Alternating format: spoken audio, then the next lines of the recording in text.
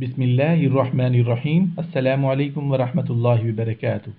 صبح کا مسنون ناشتہ۔ پیارے آقا صلی اللہ علیہ وآلہ وسلم صبح پانی میں شہد ملا کر پیا کرتے تھے۔ ترمذی کی یہ حدیث ہے۔ یہ پیٹ کی تمام بیماریوں کا بہترین علاج ہے۔ اگر روزانہ ایک کپ نیم گرم پانی میں ایک بڑا چمچ خالص شہد ملا کر نہار منہ پیا جائے تو اس سے وزن اور پیٹ بھی کم ہوتا ہے۔ سبحان اللہ۔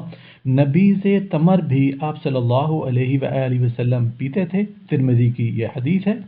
نبیذ تمر جو کہ 7 چھہارے یا 7 کھجوریں رات کو ایک گلاس پانی میں یا کسی مٹی کے برتن میں ڈال کر رکھ دیں اور صبح پانی پی لیں اور چاہیں تو کھجور یا چھہارے بھی کھا لیں، یہ ایک مکمل ناشتہ بھی ہے اور صحت کا راز بھی۔ سبحان اللہ۔